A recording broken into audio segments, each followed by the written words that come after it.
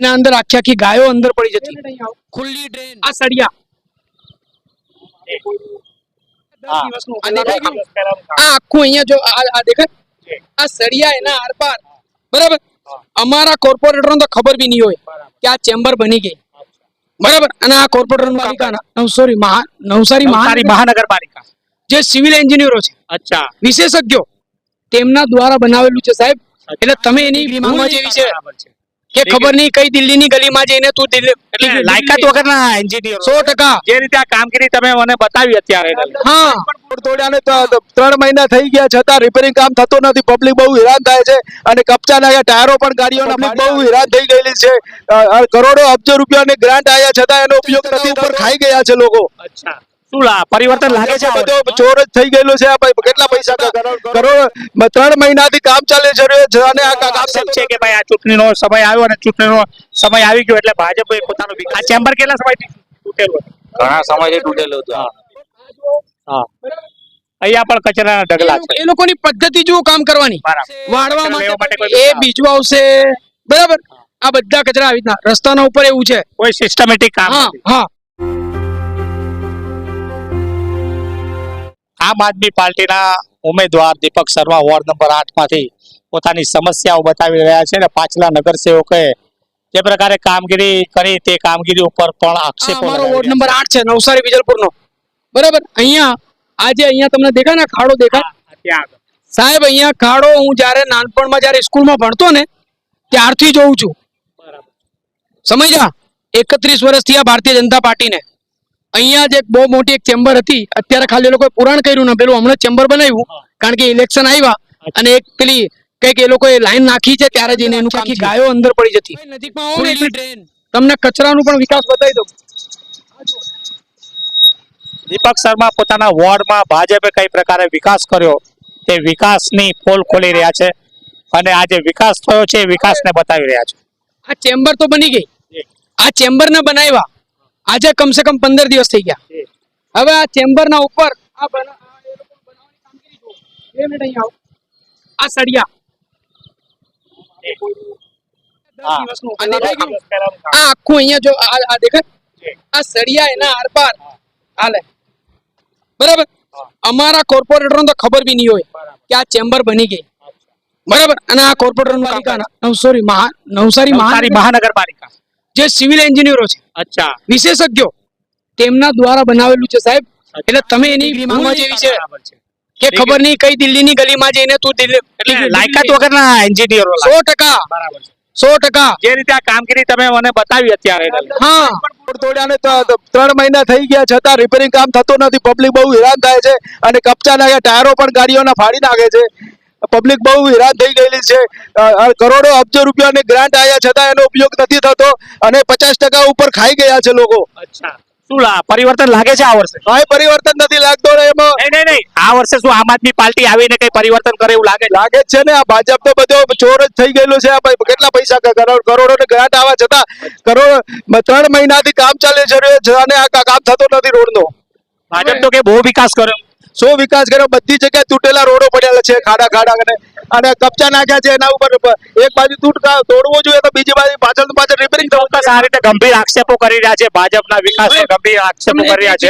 ભાજપનો વિકાસ જુઓ. હા, આમાંથી એન્ટ્રી મારો. અચ્છા, આ સુરંગ છે અમારી, બરાબર. આ સુરંગ છે, ઓકે, બરાબર. હા, આ સુરંગમાંથી ડાયરેક્ટ તમે ગાંધીનગર જો આ છે ને આ સુરંગ લગાવી રહ્યા છે. ભાઈ કેમેરામેન ને કહીશ આ સુરંગ બતાવો. આ સુરંગમાં તમારે ઘૂસવાનું અને ડાયરેક્ટ તમે મોદીજી પાસે પહોંચી જશો. બરાબર. આ રહ્યો સુરંગ. આ ભાજપનો વિકાસ. અરે કેવા જનતાના પૈસા કેવી રીતના ધૂળમાં નાખે, આના ઉપર એક ઢાંકણું નહીં નાખી શકે.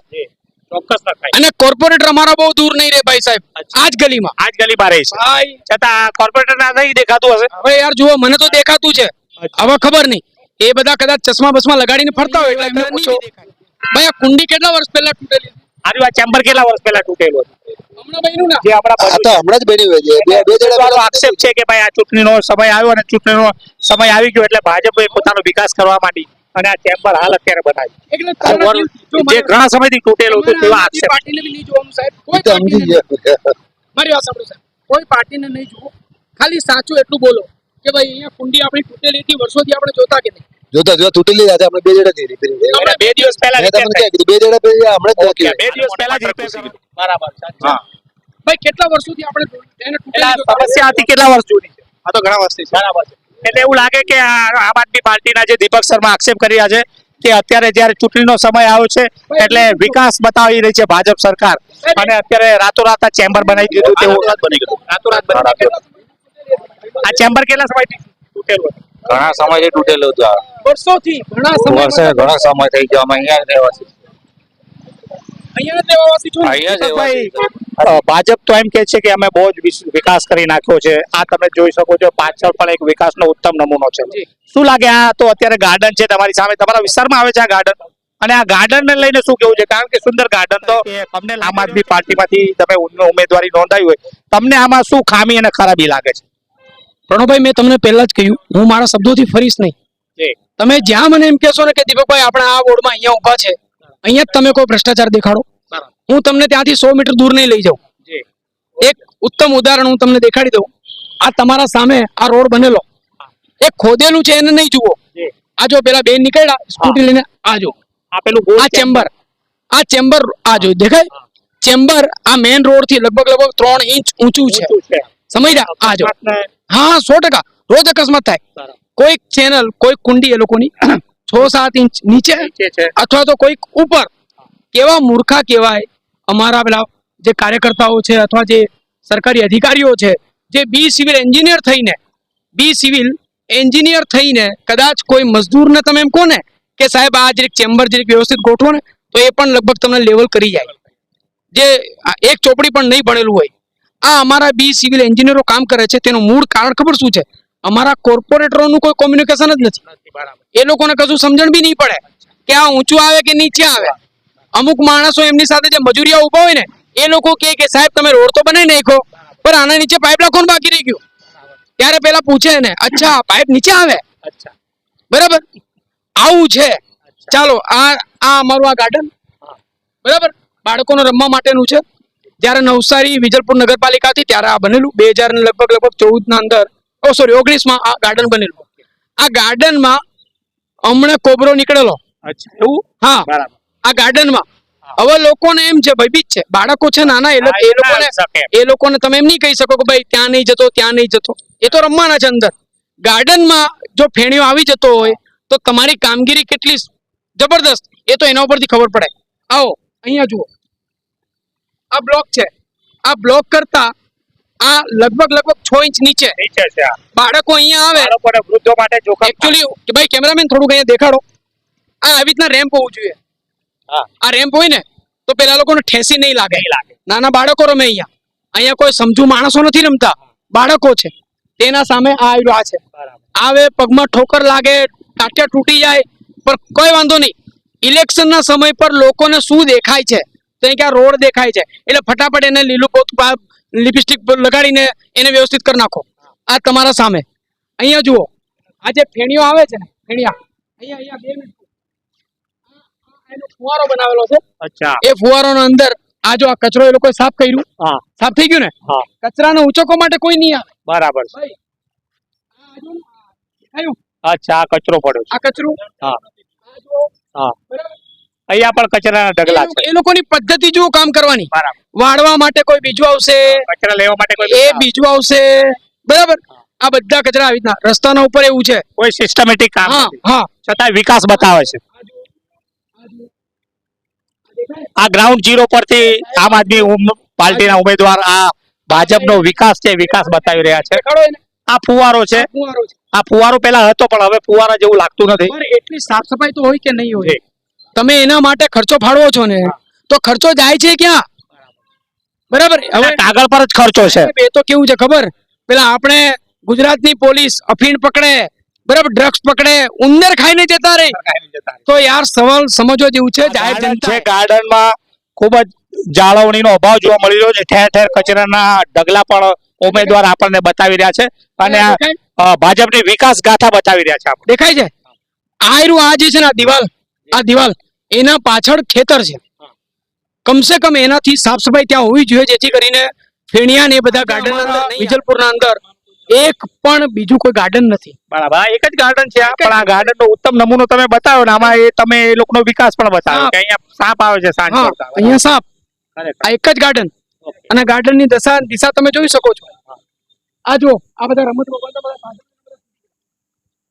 આ વિકાસનો ઉત્તમ નમૂનો ભાજપ કહે છે, ત્યારે એ ભાજપની હવા કાઢવા માટે અહીંયા આમ આદમી પાર્ટીના દીપક શર્મા છે. એ દીપક શર્મા આજે આજે બગીચો છે, એ બગીચાના અંદર જે રમત ગમતના જે સાધનો મૂક્યા છે એ સાધનોની હાલત બતાવે છે, અને ભાજપનો વિકાસ છે એ વિકાસને ખુલ્લો પાડી રહ્યા છે. આ વિજલપુરનો એક જ આ ગાર્ડન જે છે, અને ગાર્ડનમાં હાલ અત્યારે એમના કહેવા પ્રમાણે 2019માં ગાર્ડન તૈયાર કરવામાં આવ્યો હતો, પરંતુ આજે 7 વર્ષના અંદર આ જે ગાર્ડન છે ગાર્ડનની હાલત ખૂબ જ દયનીય છે. સાથે સાથે આ તમે ઝૂલા જોઈ શકો છો, આ જે ઝૂલા પણ તૂટી ગયા છે, અને આ ખરેખર એક જોખમકારક કહી શકાય એ પ્રકારના ઝૂલાઓ પણ અહીંયા છે. એને તમે જોઈને તમને ખબર પડશે કે આ વર્ષોથી તૂટેલી છે, જે પણ આ સુધી એને સાંધવામાં નથી આવ્યું. સાંધવામાં નથી આવ્યું. કેમ ખબર? આ અંદર છે એને કોણ જોવા માટે આવવાનું છે? અંદરનો વિકાસ કોઈ નથી જોતો. હા નહીં, બિલકુલ નહીં.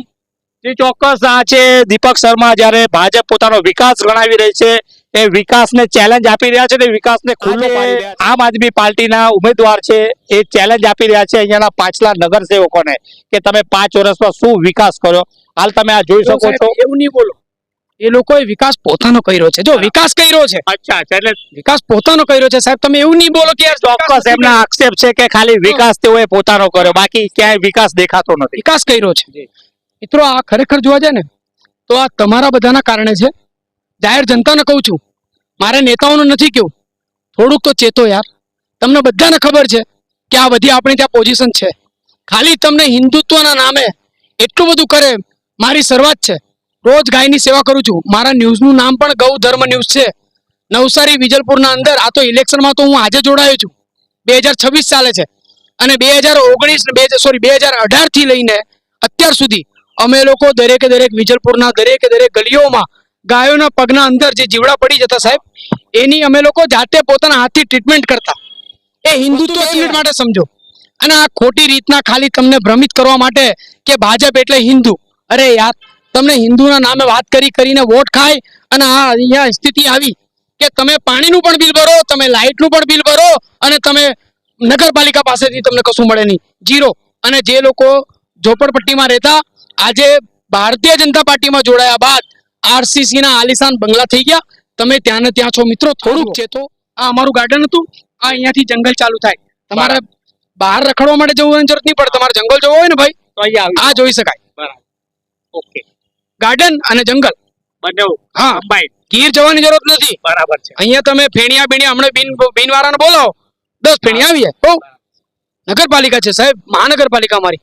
તમે આરા શું વિચાર? આ છે દીપક શર્મા. હાલ અત્યારે તેઓએ પોતાના વોર્ડની જે હાલત છે હાલત બતાવી, અને જે ભાજપ પોતાનો વિકાસના નામે જે વોટ લઈ રહી છે એ નગરસેવકોએ શું કામ કર્યા પાછલા વર્ષોમાં એ અહીંયા તેમને આજે અહીંયાના જે ઉમેદવાર છે તેઓએ ગ્રાઉન્ડ ઝીરો પર લાવી અને આ જે વિકાસ છે એ ભાજપનો જે વિકાસ છે એની પાર્ટીના જે બે ઉમેદવારો છે, બે ઉમેદવારો આ વોર્ડ નંબર 8 ના જે પાછલી ટર્મના જે નગરસેવકો પર ગંભીર આક્ષેપો લગાવી રહ્યા છે.